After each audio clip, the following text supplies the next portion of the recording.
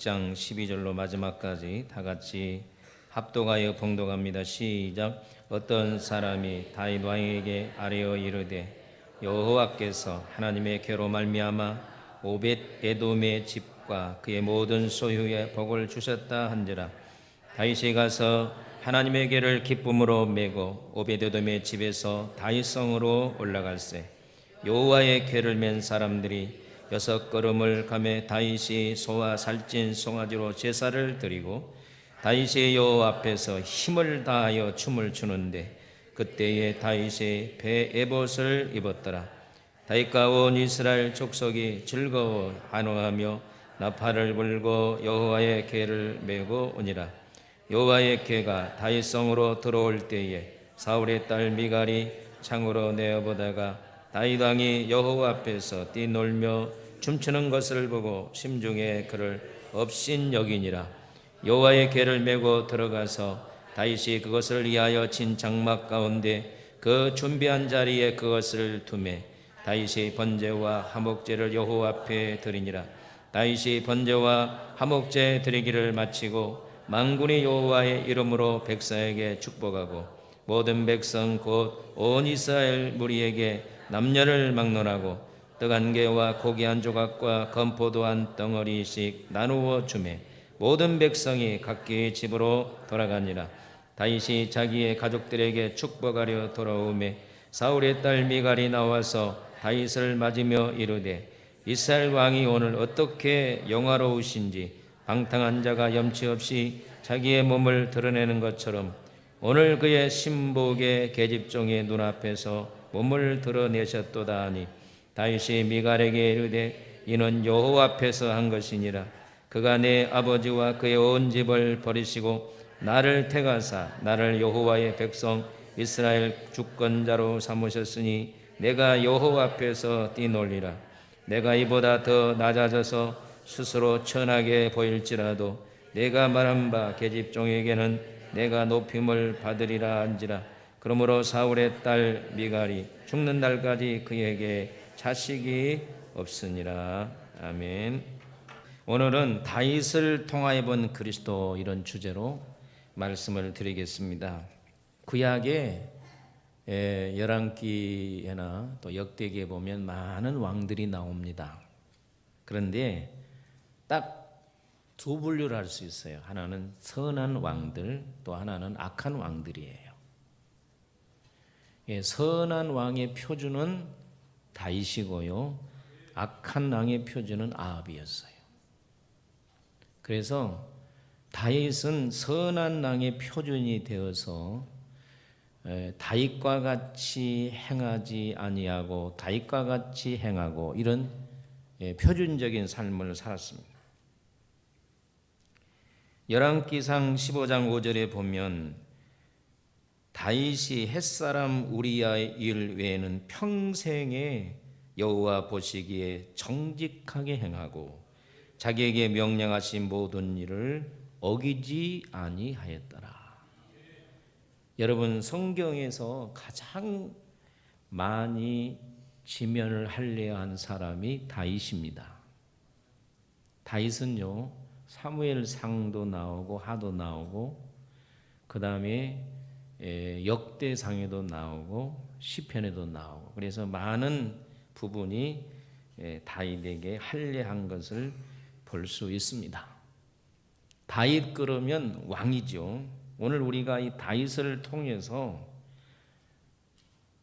그리스도가 왕이심을 예표하는 것을 볼 수 있습니다.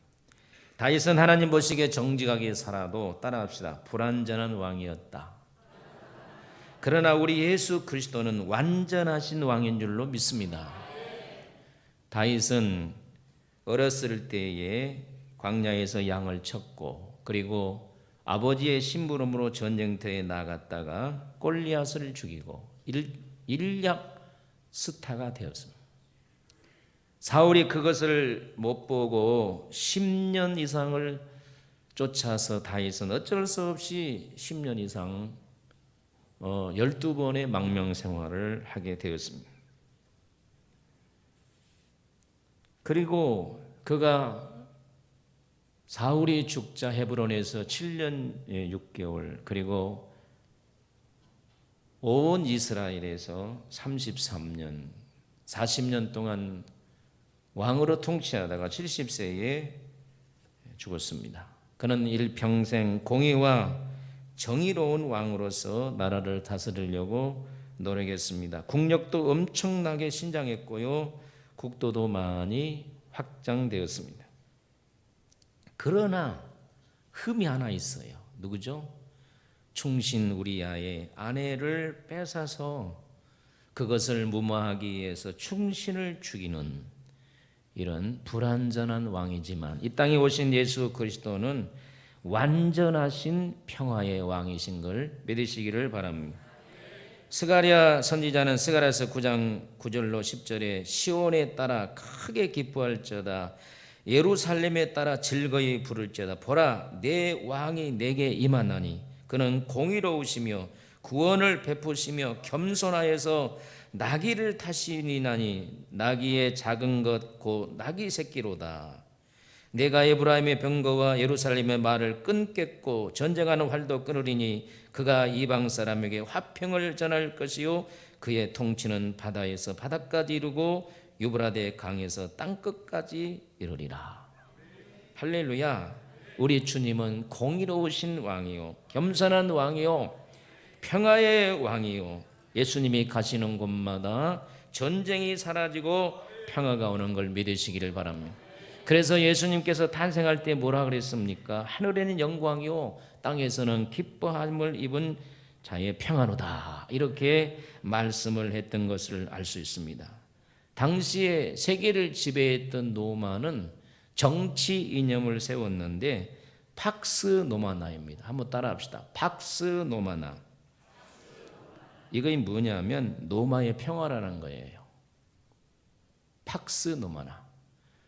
그래서 이 노마를 세운 황제들은 팍스 노마나를 가졌으나 자국의 평화만 주장했지 그 말구발에 얼마나 나라를, 그 나라의 평안을 뺏고 괴로움을 줬는지 몰라요.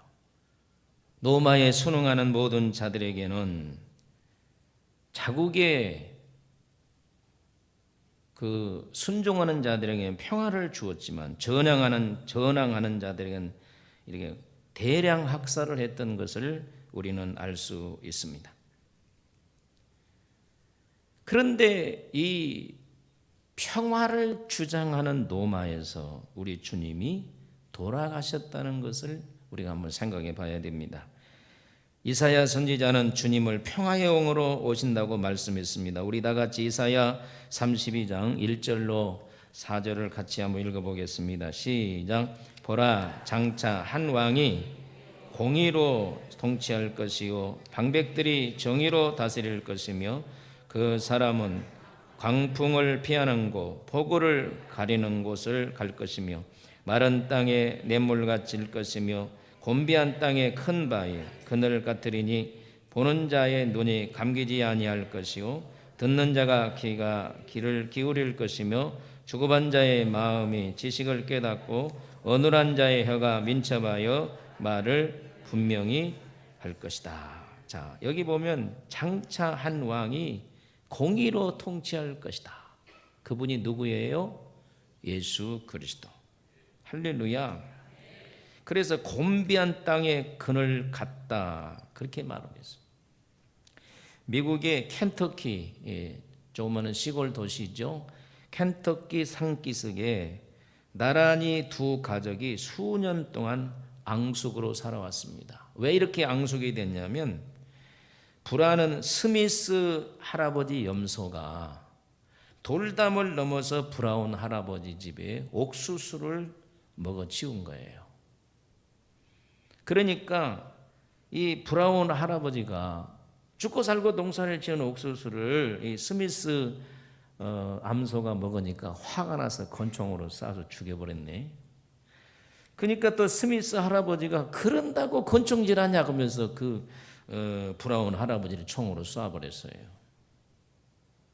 그러니까 이제 두 가정이 완전히 앙숙이 돼버린 거죠. 브라운 할아버지 집에 이 빌이라고 하는 장남이 있는데 내가 크면 반드시 스미스를 복수한다. 이런 마음을 가지고 이 소년이 컸어요. 그런데 복수하기도 전에 징집영장에 나와서 군대에 가게 되었습니다. 어머니는 가족을 부양하느라고 굉장히 힘이 들었습니다. 그런데 크리스마스가 돌아왔습니다. 스미스 할아버지는 가장이기 때문에 미국 사람들은 예수를 믿든지 안 믿든지 크리스마스 때는 교회를 가요.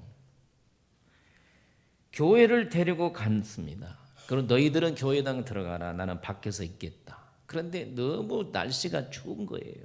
그래서 이 스미스 할아버지가 교회당으로 들어갔어요.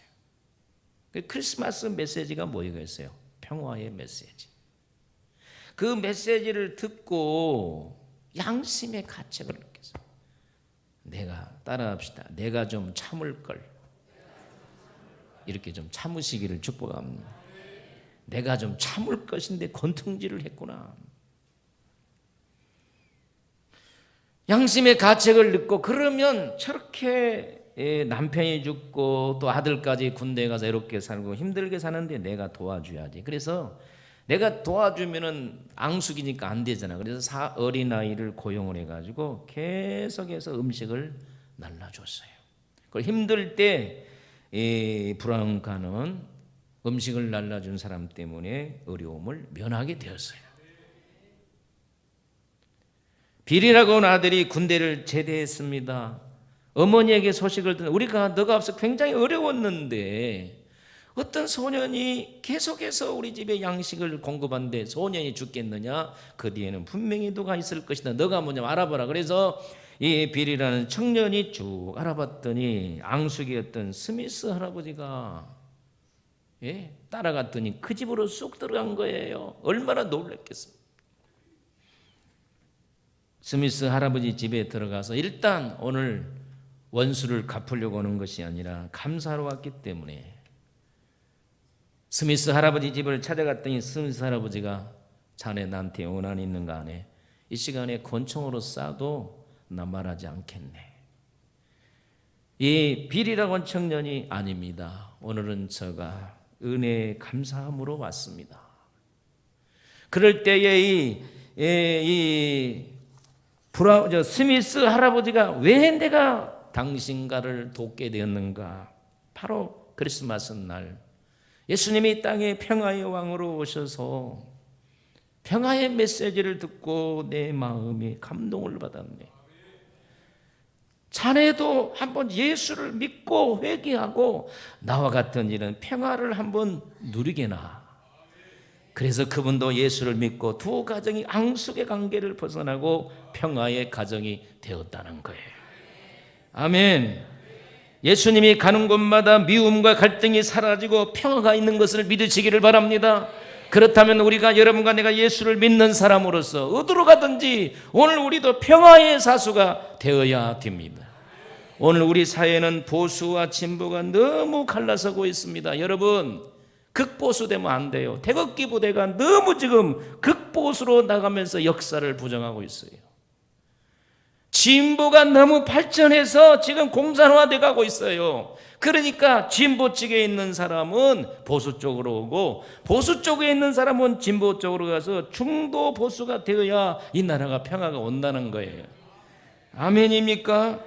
할렐루야.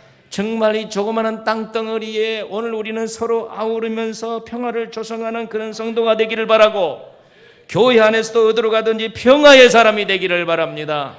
분명히 성경은 말합니다. 하평가하는 자는 복이 있나니 저희가 하나님의 아들이라 일컬음을 받을 것이요 피스메이커가 되라고 성경은 분명히 말하고 있습니다. 오늘 평화의 왕이신 예수 그리스도를 믿는다면 여러분과 나도 피스메이커가 되어야 돼요. 이 오래된 성가인데요. 한번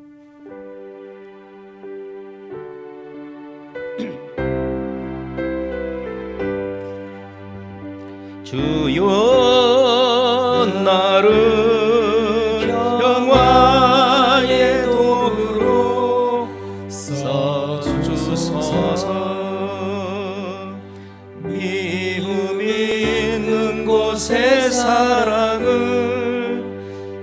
상처가 있는 곳에 용서를, 분열이 있는 곳에 일치를, 의혹이 있는 곳에 믿음을 심게 하소서. 주여 나를 평화의 도구로 써주소서. 할렐루야. 옛날에 많이 불렀는데 이제 못 부르겠네요. 여러분, 이 성 프란시스 기도를 작곡한 건데, 오늘 여러분들은 저는 평화의 도구가 되어야 됩니다. 두 번째로 다윗 왕을 배신한 아히도벨은 예수님을 배신한 가룟 유다를 상징하고 있습니다. 다윗에게는 참 훌륭한 군인들이 많았어요. 군사 전략가인 아히도벨은 다윗의 오른팔이요 측근 중에 측근이었어요. 여러분, 우리가 삼국지를 보면 제갈공명이 나옵니다. 유비의 정말로 좋은 군사 전략가죠. 그래서 제갈공명이 있는 곳, 가는 곳마다 승리가 이루어졌잖아요. 근데 다윗이 성경을 보면 가는 곳마다 승리가 이루어진, 물론 하나님이 도와주셨지만 이 전략가인 아히도벨이 있었어요. 성경은 말합니다. 아히도벨이 계략하려면 백발백중이라고 말하고 있어요. 그런 아히도벨이 얼마나 다윗에게 힘이 됐겠습니까? 그래서 다윗은 아히도벨이 신하이면서도 친구이기 때문에 늘 앉아서 같이 겸상을 하고 의논을 하는 그런 깊은 사이였습니다. 그런데 어느 날 갑자기 아히도벨이 적군으로 변신한 거예요. 그것은 뭐냐? 다윗에게는 충신 30명이 있었습니다. 이 30명은 다윗을 위해서 생명을 내놓는 자들이에요. 그 중에 하나가 우리아입니다. 그런데 다윗이 어느 날 오후에 옥상에서 목욕하는 여인을 탐냈는데 우리아의 아내예요, 밧세바. 데려오고 나서 동침을 하고 그걸 덮기 위해서 우리아를 전쟁터에서 정말 비참하게 죽였잖아요. 이것을 아히도벨이 보았는데 아히도벨의 손녀딸이에요. 우리아가 바로 조카 사이라고 말이에요. 그 조카 사이를 죽인 거 보니까 다윗이 너무한다는 거예요. 너무 야비하다는 거예요. 그래서 그때부터 다윗과 적이 된 거예요. 내가 언젠가는 복수를 해야 되겠다. 그런데 마침 압살롬이 아버지를 배반하고 반란을 일으키니까 거기에 합류한 거예요. 아히도벨이 압살롬에게 합류하자마자 당장 이 서울은, 예루살렘은 박살이 나면서 다윗이 쫓겨가게 됩니다. 다윗이 막 급히 도망가니라고 많은 후궁들을 데려가지 못했는데 아히도벨이 말합니다. 당신이 이스라엘 확실한 왕인 것을 보여주려면 옥상에다가 텐트를 치고 아버지 후궁들을 범하세요. 그래서 이 압살롬이 옥상에다가 텐트를 치고 아버지 부인들을 범합니다. 이건 복수예요. 아히도벨이 복수라고. 뿐만 아니라 이렇게 말합니다. 나에게 군사 몇만만 주면 당장 쫓아가서 아버지를 잡아오겠습니다. 그 계략이 백발백중의 계략이에요. 그런데 하나님은 다윗이 미웠지만 생명을 걷고 싶은 마음이 없어서 그 안이 채택되지 못하도록 압살롬의 마음을 움직인 거예요. 할렐루야. 여러분, 생명은 하나님께 속한 줄로 믿습니다. 아히도벨이 자기의 계략이 실패한 걸 알고 압살롬의 반란이 실패할 것을 내다보면서 고향의 길로에 돌아가서 살림을 정리하고 목매달아 죽으니라, 이렇게 나와 있어요. 여러분, 예수님도 12제자가 있습니다. 예수님이 12제자 중에 신이 많은 사람이 누굽니까? 가룟 유다예요. 그래서 그에게 회개를 맡긴 거예요. 우리 교회도 아무나 여러분 회개를 제가 맡깁니까? 정직해야 되고, 정직만 해서는 안 되죠. 정확해야 되고. 그래서 우리 교회의 회개를 3년마다 한 번씩 바꾸다가 인재가 부족해서 계속해서 지금 회개를 맡고 있어요. 부정하자고 하면 바꿨죠. 이 가룟 유다가 얼마나 예수님의 신임을 받는 사람인가를 우리가 성경을 통해서 알아야 됩니다. 그런데 돈을 자꾸 만지작 하니까 욕심이 생겨가지고 공금을 횡령하기 시작합니다. 재미있거든요. 솔깃하거든요. 그런데 예수님이 잘 나가다가 종교 지도자들하고 계속 트러블을 일으킨 거예요. 가룟 유다는 똑똑한 사람입니다.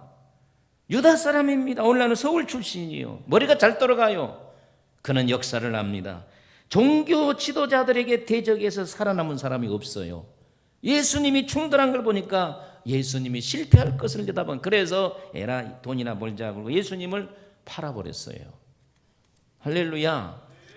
어디 성경 역사가 다 알고 있으면서 어떻게 모르는 척 그래요. 근데 예수님을 은30이 팔았는데 예수님께서 가룟 유다의 배신을 요한복음 13장 18절에 이렇게 얘기를 하고 있어요. 우리 한번 성경을 읽어보도록 하겠습니다. 자, 시작. 내가 너희 모두를 가리켜 말하는 것이 아니니라. 나는 내가 택한 자들이 누구인지를 알미라. 그러나 내 떡을 먹는 자가 내게 발뒤꿈치를 들었다 한 성경을 뭐하게 하렵니라? 이루려 하는 것이니라. 할렐루야. 그러면 주님께서 발뒤꿈치를 들었다고 하는 성경을 응한다고 하는 말이 어디가 있냐 그 말이에요. 구약에 시편 41편 9절에 있어요. 우리 한번 읽어보겠습니다. 시작. 내가 신뢰하여 내 떡을 나눠 먹던 나의 가까운 친구도 나를 대적하여 그의 발뒤꿈치를 들었나이다. 저를 보세요. 이제 이 시편 41편 9절의 배경은 뭐냐면 다윗의 친구 아히도벨을 하는 말이에요. 아히도벨이 내 침상에서 나와 같이 먹고 생사고락을 같이 했는데 이 아히도벨이 배신해서 발뒤꿈치를 들었다 그랬어요. 이 발뒤꿈치를 들었다고 하는 말은 발로 차버렸다는 거예요. 다윗을 발로 차버렸다, 발로 다윗을 밟아버렸다, 이것을 배신이라고 하는데, 이와 같이 예수님은 이 말씀을 인용하면서 자기의 친구와 같고 신이 많은 가룟 유다가 구약에 있는 말씀처럼 나를 발뒤꿈치로 차버렸다 하고 하는 성경을 응하게 하셨다, 이렇게 말하는. 할렐루야. 이거 가시면 아멘. 예수님은 지금 배반을 구약 성경을 들어서 인용해서 말씀드린 겁니다. 여러분, 우리나라의 조선시대 때 나라 팔아먹는 사람이 누구예요? 잘하죠. 그런데 이완용 씨가요, 얼마나 똑똑한가 보세요. 그는 공직에 나가기 전에 벌써 영어를 통달했어요. 그래서 공직에 나가자마자 그는 미국 공사가 되어서 영어 통역을 했어요. 통역을 하는데 갑자기 러시아가 강대한 나라가 되니까 이거 영어만 가지고는 안 되겠다. 그래서 또 러시아를 배워가지고 러시아에 붙었어요. 러시아를 잘 구사하면서 러시아 사람도 어울리다가 노일 전쟁이 일어났어요. 이것 봐라, 러시아도 힘이 없네, 일본이 강한구나. 그래서 또 이분이 또 일본어를 배워가지고 일본에 붙은 거예요. 아주 언어 천재예요, 언어 천재.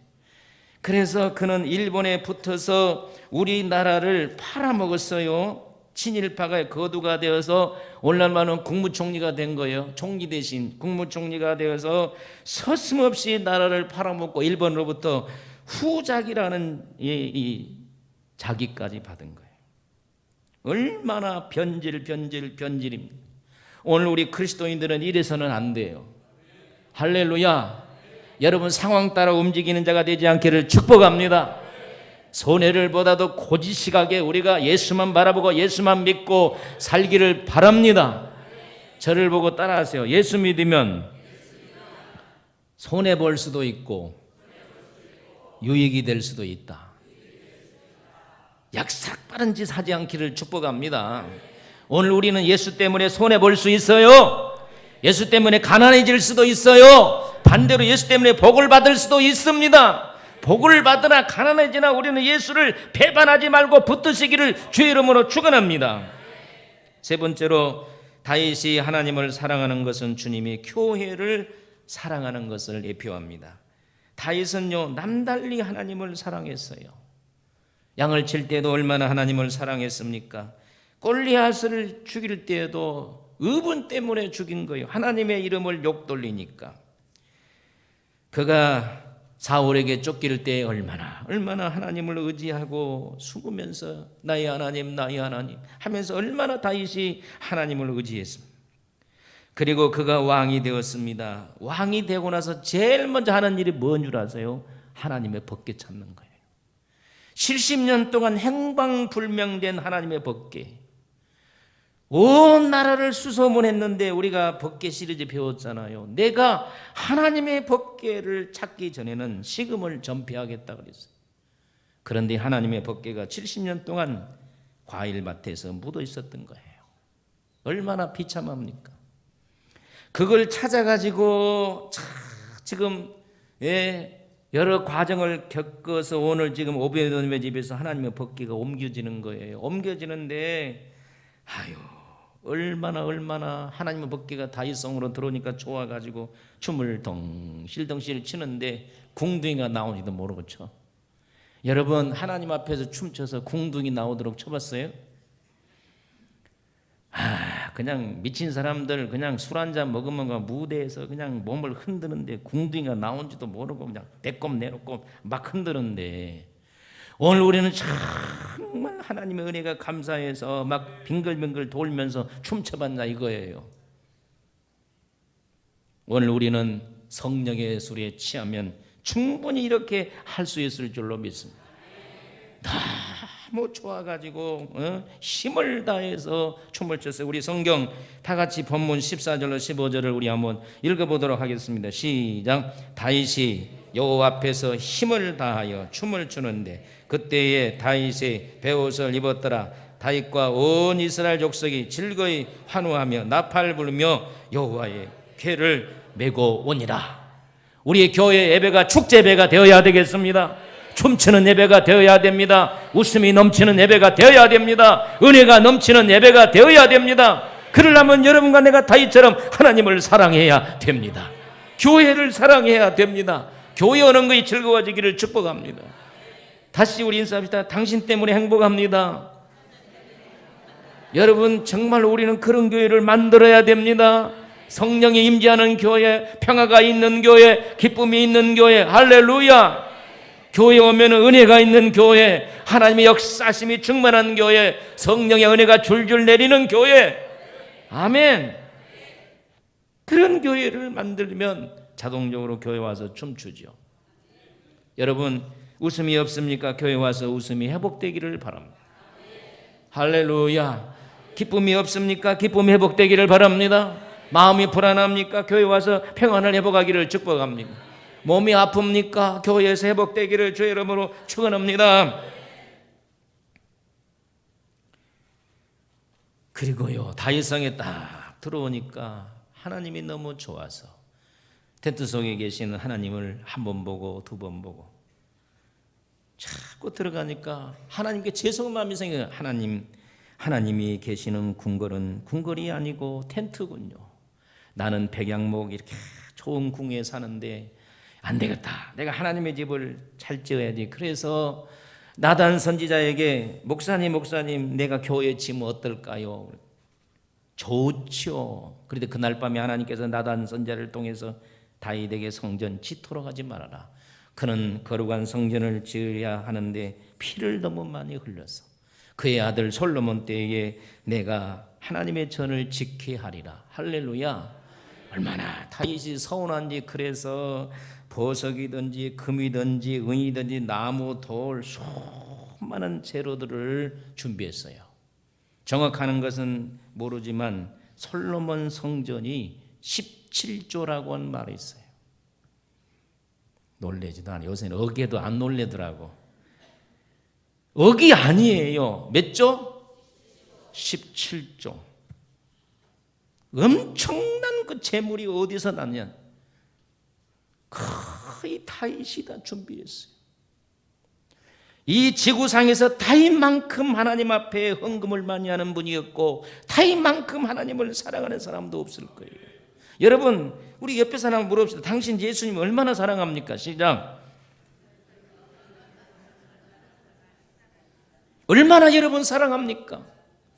여러분 얼마나 다윗처럼 교회를 사랑합니까? 얼마나 하나님을 사랑하고 얼마나 교회를 사랑합니까? 다윗의 표가 된 예수님 보세요. 하나님을 너무너무 사랑해서 12살 때 성전에 올라가서 집에 오는 것도 잊어버리고 율법사들과 계속해서 성경 토론을 했어요. 여러분들도 교회가 너무 좋아서 예배드리는 재미에 빠지고 성경 연구하는 재미에 빠져서 교회가 좆싸우냐는 자가 많이 일어나기를 축원합니다. 우리 교회 제가 성경 공부를 해야 되는데 어제 제가 지금 교재를 집필하고 있는데 문제는 성도들이 성경 공부를 안 하려고 그래. 진짜로 바쁘다 그러고 어떻게 하든지 따라합시다. 미꾸라지처럼 빠져나가려고 그런다. 이것이 저의 고민이에요. 우리 교회는 이상하게 할렐루야 하면 이런 건 좋아하는데 공부하자 그러면 싫어해요. 오늘 노트 다 가져왔어요? 어느 교회를 갔더니요 99%가 그 교회는 목사님의 설교를 적더라고요. 그 교회는 국무총리가 있는 장로님 있는 교회. 내가 보니까 장로님도 적고 계세요. 국무총리 장로. 얼마나 아름다워. 오늘 우리도 하나님을 사랑하는 열심히 득심하기를 주의 이름으로 축원합니다. 그뿐 아니에요. 하나님의 성전에 올라갔더니 막 난장판이 되니까 녹음 만들어서 막 상을 엎고 비둘기를 빨리 데려가라 그러고 막 소를 막 쫓아내고 오직 하면 요한이 뭐라 그러냐, 하나님을 사모하는 열심히 저를 삼켰도다. 여러분 우리 교회 성도들이 그렇게를 주의 이름으로 축원합니다. 주님을 사모하는 열심히 나를 삼켰도다. 할렐루야. 주님을 사모하는 마음이 삼키면 막 기도하게 되고 아멘이야, 찬송 부르게 되고 성경 공부하게 되고 할렐루야. 여러분 하나님을 사랑하는 마음이, 교회를 사랑하는 마음이 여러분을 삼키시기를 축원합니다. 그래서 완전한 교회를 만들기 위해서 십자가에서 죽으시고 자기 몸을 통하여 교회를 완성하셨습니다. 그래서 교회는 그리스도의 몸인 거예요. 할렐루야. 하나님의 몸인 교회가 얼마나 하나님이 예수님이 사랑스럽겠습니까? 우리 번성교회를 우리 주님이 너무 사랑하는 걸 믿으시기를 바랍니다. 365일 동안 이 교회를 향하여 바라보고 있는 걸 믿으시기를 바랍니다. 교회를 바라보면서 사랑하는 번성 식구들아, 교회 와서 기도해라, 전도해라, 봉사해라, 충성하라, 헌신해라, 예배드려라. 계속해서 하나님께서 여러분에게 심령의 메시지를 보내는 거예요. 오늘 우리들의 마음속에 이 다윗과 같이 예수님처럼 주님을 사랑하고 하나님을 사랑하고 교회를 사랑하는 마음이 일어나야 될 줄로 믿습니다. 내 주의 나라와 한번 불러볼게요. 내 주의 나라와 그 계신 성전과 피 흘려 주신 교회를 늘 사랑합니다. 제가 서울의 영락교회 한 장로님을 소개합니다. 김응락 장로님. 그분은 평북 의주군 고감면 출신입니다. 굉장히 그 가정은 부자 가정이었습니다. 그는 양시 보통학교를 다녔는데 그때부터 예수를 알고 주일학교를 다녔어요. 다니다가 15살이 되어서 세례를 받았어요. 우리 장로교 헌법은 만 14면 세례를 받습니다. 그런데 15세에 세례를 받고 얼마나 그가 성실하게 예수를 믿고 아름답게 예수를 믿었니 19살 때 집사가 됐어요. 우리 교회에 19살, 여기 보세요. 집사 19살짜리들 많은데 15 세례를 받고 19세 소년 집사가 되었어요. 그는 소년 집사로서 열심히 봉사하다가 꿈이 많아서 신우주로 옮겨서 영천 덕흥교회를 12년 동안 정말 열심으로 집사로 봉사를 했습니다. 그런데 그 갈증이 풀어지지, 내가 서울로 가서 돈을 많이 벌어야 되겠다. 그래서 하나님의 일을 많이 해야 되겠다, 이런 마음을 품고 그는 서울로 왔는데, 포목상을 하고 여관업을 했는데 엄청나게 그가 돈을 벌었어요.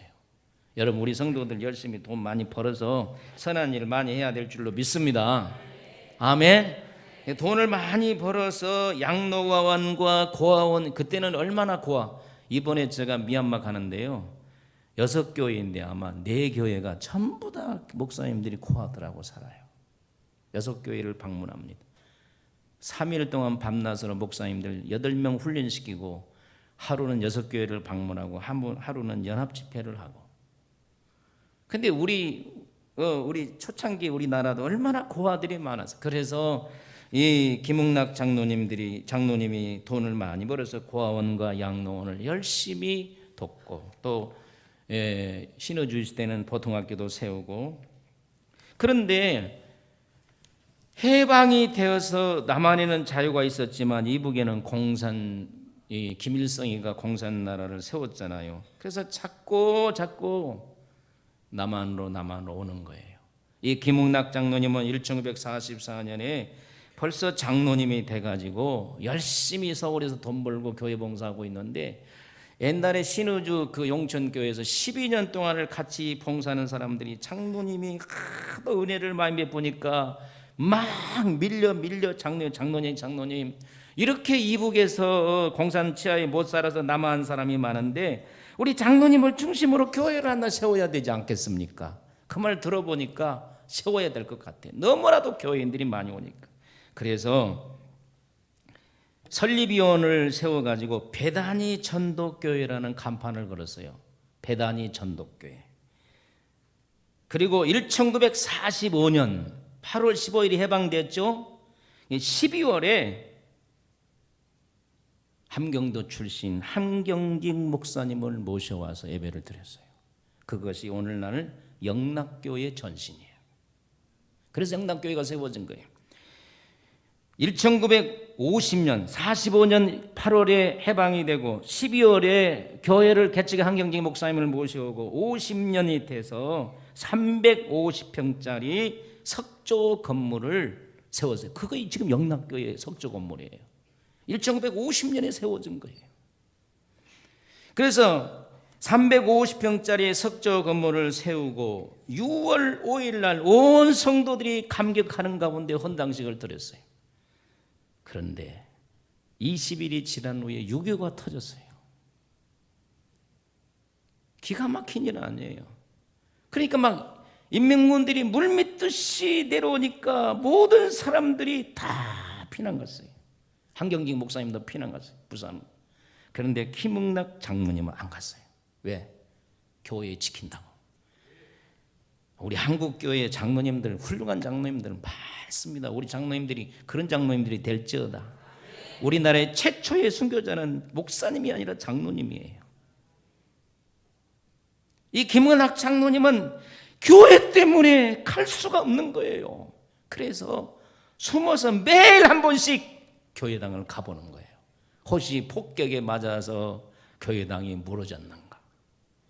그래서 이제 아침에 일어나면 이제 몰래 얼마나 그 지금 북괴군들이 지금 서울에 다 깔렸는데 교회당 가면 교회당에 딱 서 있으면 하나님 우리 교회당 오늘도 보존되어 있네요. 그리고 오고. 그런데 말이에요. 이 북괴군들이 영락교회를 점령해가지고 무기창고와 연락사무소로 쓰고 있어요. 얼마나 기가 막히겠습니까? 하나님 앞에 봉헌한 지 말이에요. 며칠 대도 안 해서 북괴군들이 들어와가지고. 그러다가 9월이 됐어요. 9월 20일 날 아침이었습니다. 교회를 안 가보고는 견딜 수가 없어.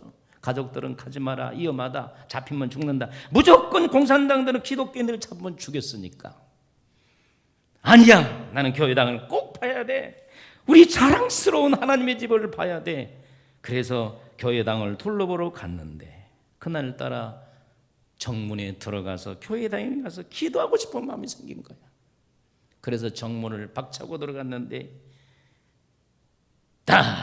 이 북괴군이 깐나 새끼 그러면서 딱 잡아보라는 게 어디서 나왔는지. 그리고 잡혀가지고 바로 영락교회 옆에 있는 중부서에 감금이 되어 있었는데 며칠 동안을 얼마나 고문을 많이 받았던지 10년 산 형을 사는 사람처럼 온몸이 그냥 박살이 났어. 그런데 이 9월달에 이 북괴군들이 이제는 유행군 인천 상륙작전하고 남한에서 유행군들이 일어나고 막 의병들이 일어나니까 어쩔 수 없이 서울을 포기하고 가려고 하는데 이 김문학 장로를 어쩌겠어요? 끌고 갈 수가 없어. 그래서 교회당으로 끌고 왔어요. 김문학 장로님은 마음속에 내가 이제는 죽을란가 보다. 저 사람들이 기독교인을 가만두면 나를 죽일 것이다. 그런 마음이 들어서 영락교회 정문을 들어서면서 이 찬송을 그냥 공산당에 듣더니만 불렀다. 우리 다 같이 한번 불러봅시다. 나의 기쁨 나의 소망 되시며 나의 생명이 되신 주 밤낮 불러서 찬송을 드려도 놀라신 마음뿐일세.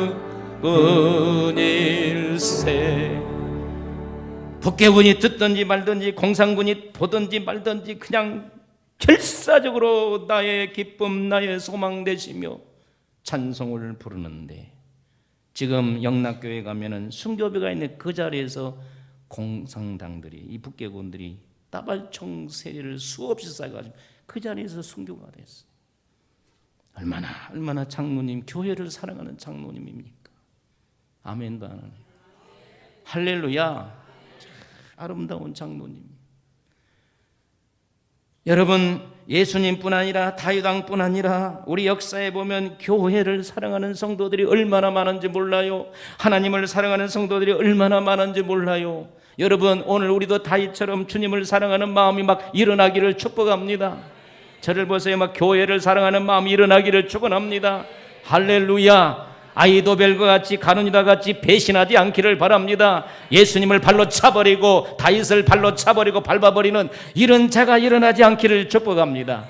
예수가 버려버린다, 불교로 하겠다, 이런 사람들이 오늘 얼마나 많이 있습니다. 오늘 우리 예수도 똑바로 믿어야 돼요. 아멘.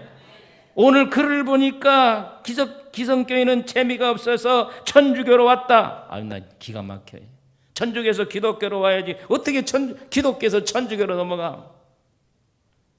어떻게 우리가 교회를 버리고 불교를 믿으러 갔냔 말이에요. 예수를 못 만나서 그래요. 예수 만나면 예수님이 나를 이 십자가에 피 흘려주시고 고난당하시고 그 구원의 확신만 있으면 얼마든지 우리 삶 속에서 하나님의 살아계심을 체험합니까?